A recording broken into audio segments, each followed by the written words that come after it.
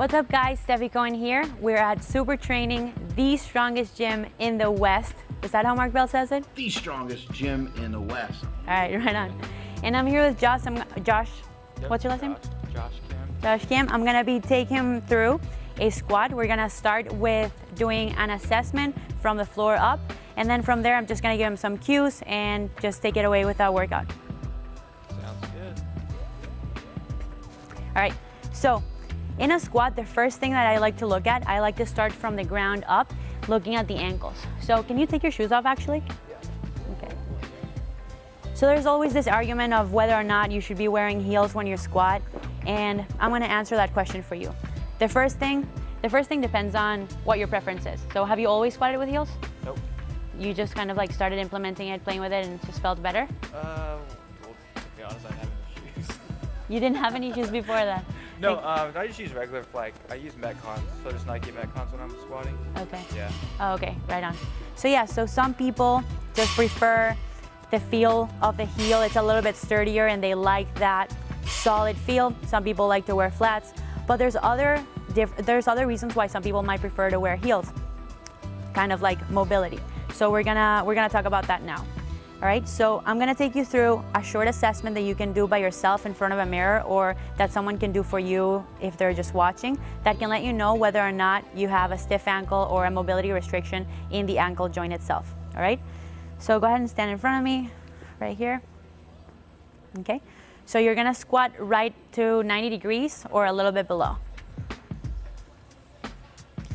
Okay, so as you can see, he's able to, one, keep his heels on the ground, and two, keep a perfectly neutral pelvis. Some of the mistakes you'll see in people that lack appropriate ankle mobility is either the heel coming up from the ground or a very noticeable rounding on the pelvis and the lower back. Because what ends up happening is that if the ankle joint isn't mobile enough, you end up with compensations in other places up the chain.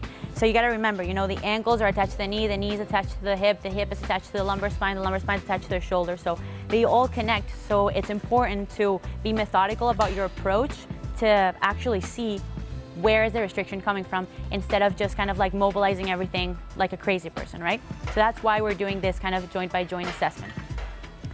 All right, so then we're gonna look at the knee, okay? And for the knee, I like to use this test. You can grab it doesn't have to be this tall, but so I'm gonna show you how it's gonna look like, okay? So you're gonna put one foot right next to the surface, ideally, you know, without shoes. And what you're gonna try to do, you're gonna slowly try to come down, tap the floor, and come up. You're gonna do a few reps of that. So let's see it. Tap the floor with my left foot. Yep, do five times on the right leg. Okay. So two things we're looking at here. One is the direction of the patellar bone. Where is it pointing at during the descent, and whether or not that patella can remain in that same spot. So ideally, you'd want to see the patella coming down to the second toe every time during the descent and the ascent. So let's do a few reps here. See how he does. Do it way slower, like 5 seconds down. 5, 4, 3, 2, 1, and up.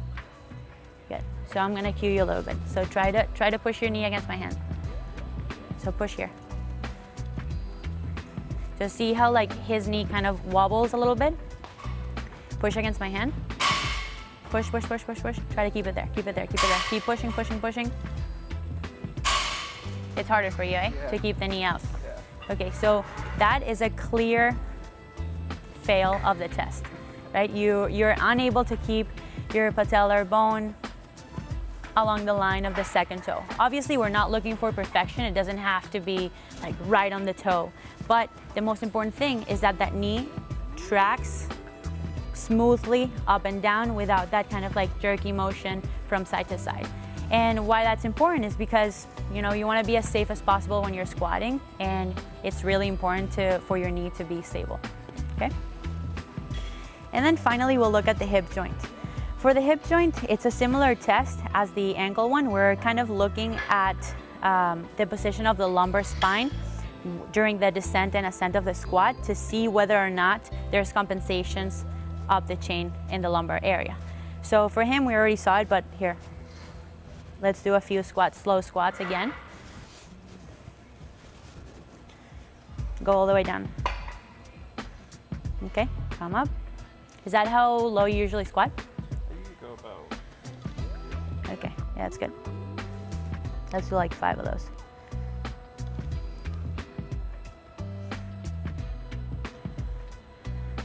Good. So in the hip, it's usually gonna manifest either as an anterior tilt or a posterior tilt. In the anterior tilt, I'm gonna show it myself. In the anterior tilt, you'll usually see people kind of like starting with a hyperlordotic spine and just kind of going down like this, and it gets worse and worse and worse. And then either they collapse at the bottom or they can't hit depth. So those are the 2 most common things that can happen with a hip restriction in an anterior tilt. And then you got the complete opposite, which is a posterior tilt, and it's basically a flattening of the lumbar spine. You'll see people kind of like starting like this, and then they lack the control to keep the hip there, and then it goes even more into posterior tilt. Okay, those are the two things. So for those 3 things, for the ankle, the knee, and the hip, we're gonna post 3 different videos where you can see how to fix those things according to what your deficiencies are.